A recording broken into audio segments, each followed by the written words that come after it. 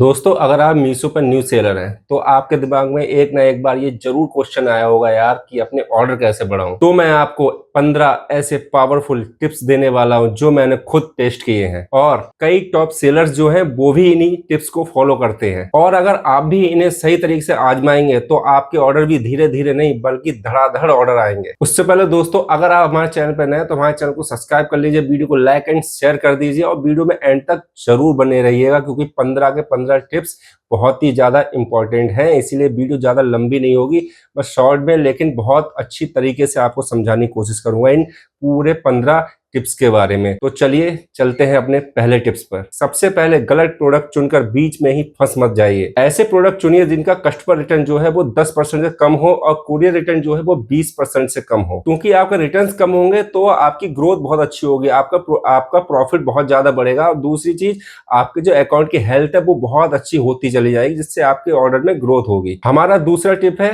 Dual pricing enable करना। और अगर आपके अकाउंट में ये फीचर एक्टिव नहीं है तो आप मीशो के सपोर्ट पैनल पे जाकर एक टिकट रेज कर सकते हैं कि मेरा डुअल प्राइसिंग आप एक्टिवेट कर दीजिए। ठीक है, तो वो आपके 24 आवर्स के अंदर ही अंदर आपका डुअल प्राइसिंग जो है इनेबल्ड हो जाएगा।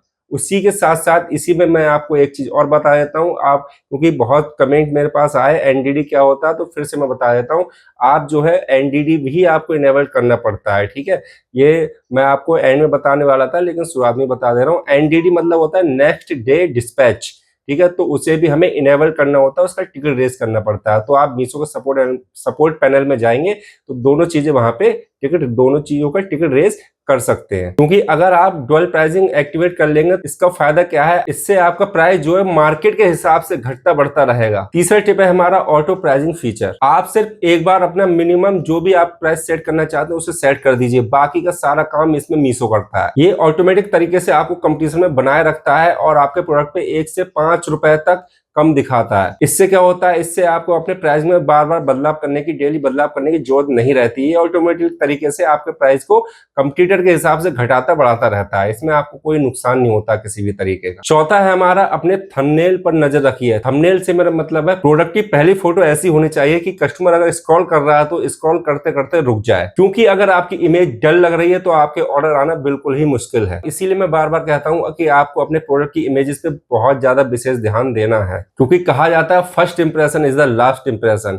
ठीक है, आपका जो फोटो होता है वो आपके प्रोडक्ट की पूरी कहानी बयां कर देता है, इसलिए प्रोडक्ट की फोटोज पे आपको विशेष ध्यान देना है। हमारा 5वां टिप है अपनी लिस्टिंग को लगातार अपडेट करते रहना। आप अपने मीशो के इंप्रूव प्रोडक्ट सेक्शन में जाकर टाइटल, फीचर्स, डिस्क्रिप्शन और प्राइस को लगातार अपडेट करते रहिए, क्योंकि आपकी पुरानी और बोरिंग जो लिस्टिंग होती है, ठीक है, वो आपके जो ऑर्डर्स हैं उन्हें बिल्कुल डाउन कर देती है, जिससे आपकी सेल भी नहीं आती है और जो है आपके जो अकाउंट है उसकी जो विजिबिलिटी है वो लगातार डाउन होती चली जाती है। इसलिए लगातार चाहे तो आप हर 2-3 दिन में या एक हफ्ते में कम से कम 1 से 2 लिस्टिंग जरूर करिए। ठीक है, मतलब लिस्टिंग आपको कंटिन्यू रखनी है, ये नहीं कि आपने 50 साल लिस्टिंग कर दी तो उसे छोड़ दिया कि अब क्या है मेरे ऑर्डर आते रहेंगे। नहीं, हमें लगातार लिस्टिंग करते रहना है। छठा टिप्स है हमारा अपने क्वालिटी स्कोर को कंट्रोल में रखिए। अपनी रेटिंग्स और रिव्यूज पे ध्यान दीजिए। ये कोशिश करें कि आपका जो क्वालिटी स्कोर है वो 15% से नीचे रहे, नहीं तो आपके पैनल की, आपके प्रोडक्ट्स की विजिबिलिटी है वो घट जाएगी, जिससे आपके ऑर्डर आना बिल्कुल ही बंद हो जाएंगे और आप बहुत ज्यादा डिमोटिवेट हो जाएंगे। इसलिए कोशिश करें कि आपका जो क्वालिटी स्कोर है वो सिर्फ 15% रहे, उससे नीचे ही रहे, उससे ऊपर ना जाए। 7वां टिप्स है हमारा मीशो एड्स का सही से इस्तेमाल करना, क्योंकि मीशो एड्स जो है वो 2 तरीके होते हैं, एक सीपीसी और एक सीपीओ। सीपीसी मतलब क्लिक पर कॉस्ट और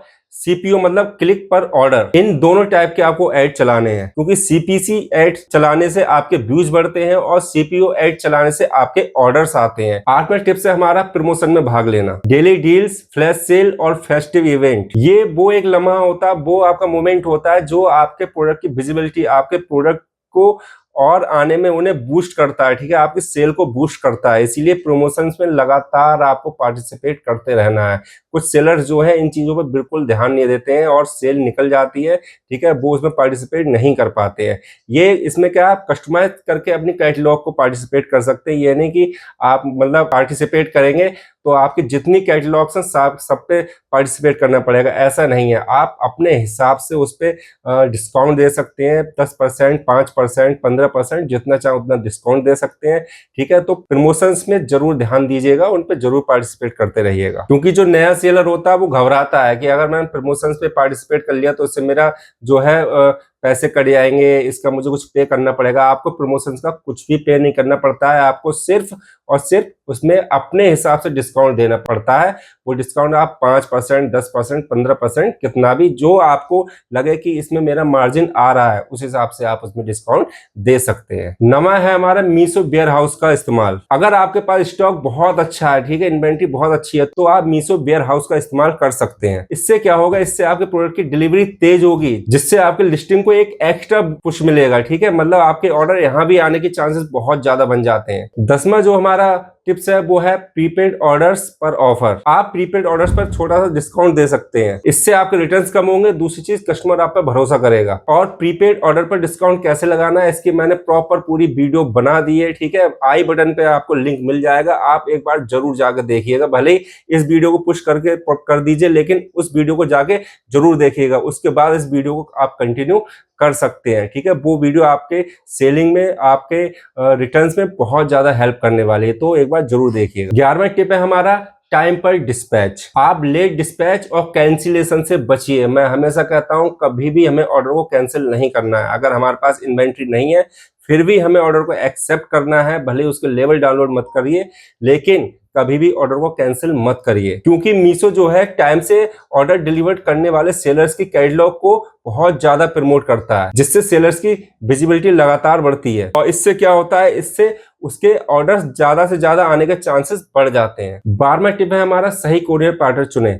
इसमें क्या होता है, इसमें मीशो आपको अपनी तरफ से थर्ड पार्टी कोरियर पार्टनर देता है। जैसे मीशो का अपना है बॉल्मो, अब आ गया बॉल्मो प्लस, 2 है मीशो का अपने। लेकिन आप डिलीवरी, सैडोफैक्स, एक्सप्रेस बीज, ई-कॉम एक्सप्रेस वक्त खत्म हो चुका है, तो ये डिलीवरी, सैडोफैक्स, एक्सप्रेस बीज, ये 3 जो है ये आपके ऑर्डर को पिकअप करने आते हैं। जैसे मेरा एक्सपीरियंस है कि एक्सप्रेस बीज वाले बहुत कम आते थे मेरे यहाँ, मेरा ऑर्डर ब्रीच्ड हो जाता था, तो उससे मैंने डीप्रायोरिटाइज कर दिया था। लेकिन फिर भी मीशो आपसे कहता है कि अगर आप किसी भी डिलीवरी पार्टनर को डीप्रायोरिटाइज करते हैं, और डीप्रायोरिटाइज कहाँ करते हैं वो भी मैं आपको बताऊंगा। अगर आप किसी भी डिलीवरी पार्टनर को डीप्रायोरिटाइज करते हैं तो इसका मतलब ये नहीं है कि आपके जो ऑर्डर है उसके पास नहीं जाएंगे, आपके ऑर्डर फिर भी उसके पास जाएंगे। मीशो बिल्कुल बंद नहीं करेगा, क्योंकि जैसे ही वर्कलोड बढ़ेगा ऑर्डर्स का, तो मीशो उस जो आपने जिसे भी XYZ जिसे भी प्रायोरिटाइज किया है, तो मीशो उसके पास आपके ऑर्डर को भेज देगा डिलीवर करने के लिए, पिकअप करने के लिए। डीप्रायोरिटाइज कहां से करना है डिलीवरी पार्टनर को, तो उसके लिए आप सीधे सपोर्ट पैनल में जाइए, ऊपर सर्च में डाल दीजिएगा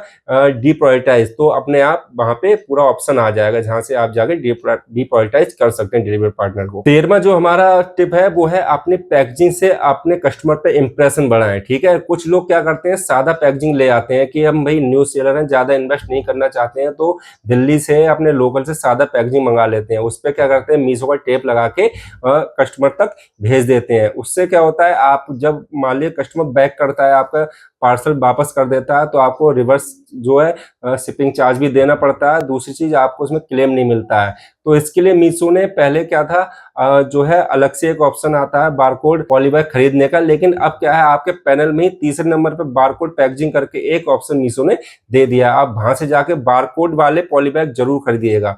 आप भले न्यू सेलर है, लेकिन आपको बारकोड पैकेजिंग ही यूज करनी है, उससे आपका एक प्रोफेशनल लुक आता है आपके ऑर्डर में। दूसरी चीज, कस्टमर आप पे बिलीव कर सकता है कि यार ये जेन्युइन है, मतलब ये काम चलाओ व्यवस्था वाला नहीं है कि यार ऐसी मतलब छोटा मोटा कोई सेलर नहीं है। वो ये समझेगा कि भाई ये अच्छा सेलर है, क्योंकि ये बारकोडेड वाली पॉलीबैग यूज कर रहा है। और इससे क्या होता है कि आपके ऑर्डर्स के खोने के चांसेस बहुत कम हो जाते हैं। आपका ऑर्डर वापस आता है तो उसके क्लेम के चांसेस बढ़ जाते हैं, लगभग क्लेम मिल जाता है, क्योंकि मीशो खुद कहता है अगर आप सादा कोई पॉलीबैग यूज करेंगे तो हम आपको क्लेम वापस नहीं देंगे, लेकिन अगर आप हमारा बारकोड वाला अगर पॉलीबैग यूज करेंगे तो हम आपको क्लेम 100% दे देंगे। इसीलिए मीशो ने कहा है no barcode polybag no claim. चौथा हमारा जो टिप है वो है अपने डेटा पे लगातार नजर बनाए रखें। आपका कौन सा प्रोडक्ट अच्छा चल रहा है और कौन सा प्रोडक्ट अच्छा नहीं चल रहा है, ये आपको हर हफ्ते चेक करते रहना है। और जो आपके प्रोडक्ट डाउन हो रहे हैं उन्हें तुरंत उनकी लिस्टिंग को ऑप्टिमाइज करिए, उसी की एक लिस्टिंग और बढ़ा दीजिए, उसके प्राइस को थोड़ा सा डाउन कर दीजिए जिससे आपका नुकसान ना हो। डिस्क्रिप्शन अच्छे तरीके से और इम्प्रूव कर सकते हैं, उसमें आप टाइटल को और इम्प्रूव कर सकते हैं। तो अपने जो पैनल है उसे लगातार जो है स्क्रीनिंग उसकी करते रहें। लास्ट और सबसे इंपॉर्टेंट हमारा टिप है, कभी भी एक सप्लायर पर भरोसा ना करें। आप कभी भी एक ही मैन्युफैक्चरर या सप्लायर पर निर्भर मत रहिएगा, ठीक है, क्योंकि कभी कभी क्या होता है कि उसके पास भी ज्यादा ऑर्डर्स आने की वजह से वो आपका जो भी आप इन्वेंट्री मंगाते हो उसे समय से नहीं पहुंचा पाता। तो आपको क्या करना है, एक से अधिक मतलब जितने भी आपको मिल जाए सप्लायर, आपके जो भी आप अपना प्रोडक्ट सेल कर रहे हैं उस प्रोडक्ट के जितने भी सप्लायर मिल जाए उनसे कांटेक्ट करके रखना है, ठीक है। हो सकता है कि ए वाला जो सप्लायर है वो आपको प्रोडक्ट 10 रुपए में दे रहा है, बी वाला वो आपको प्रोडक्ट 8 रुपए में दे रहा है, वहीं सी वाला आपको जो है प्रोडक्ट 7 रुपए में दे दे। तो इसमें हमें यह भी फायदा होता है, अगर हम एक से अधिक सप्लायर से कांटेक्ट में रहते हैं तो हमें प्राइस भी ऊपर नीचे मिलता है, ठीक है। तो उसमें ही हमारा फायदा होने के चांसेस रहते हैं। दूसरी चीज, हमारे इन्वेंट्री टाइम पे आ जाती है, इसलिए कभी भी एक सप्लायर पे हमें निर्भर नहीं रहना है। एक से अधिक सप्लायर्स हमें हमेशा ढूंढ के रखने हैं अपने प्रोडक्ट के। तो दोस्तों ये थे मीशो पर सेल बनाने के 15 पावरफुल टिप्स, और आप इनमें से सबसे पहले कौन सा टिप अपनाने वाले हैं कमेंट बॉक्स में जरूर बताइएगा। और अगर आप हमारे चैनल पे नए हैं तो हमारे चैनल को सब्सक्राइब कीजिए, वीडियो को लाइक एंड शेयर कीजिए अपने उन दोस्तों के साथ जो अभी ई कॉमर्स का बिजनेस स्टार्ट करना चाहते हैं या जिन्होंने अभी स्टार्ट कर लिया है, ठीक है। तो बने रहिए हमारे साथ, हमारे चैनल के साथ। मिलते हैं नेक्स्ट वीडियो में। राधे राधे।